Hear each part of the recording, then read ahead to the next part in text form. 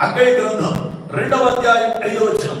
హగ్గయి గ్రంథము 2వ అధ్యాయం 5వ వచనం. మనం ఎందుకు భయపడకూడదు? చదవండి. మీరు ఐగుప్తు దేశములో నుండి వచ్చినప్పుడు నేను మీతో చేసిన నిబంధనను జ్ఞాపకమునకు తెచ్చుకొనుడి. నా ఆత్మ మీ మధ్య ఉన్నది కనుక భయపడకుడి. దేవుని స్తోత్రం, హల్లెలూయా. ఇశ్రాయేలు వారితో, ఆయన ప్రజలైన వారితో ఆయన మాట్లాడుతూ, నా ప్రజలారా, ఇదిగో నా ఆత్మ మీ మధ్య ఉంది కనుక మీరు భయపడకూడదు. ఎందుకు భయపడకూడదు? దేవుని పిల్లలు అంటే దేవుని ఆత్మ మన మధ్యలో ఉంది. దేవుని ఆత్మ మన మధ్యలో ఉంది.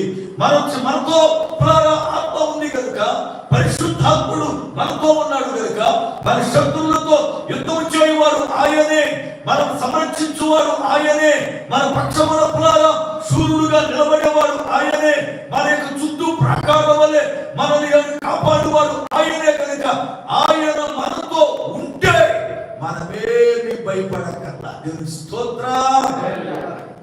దేవుని ఆత్మ కలిగిన ఏ యొక్క విశ్వాసి కూడా భయపడరు. ఎవరు కూడా భయపడరు.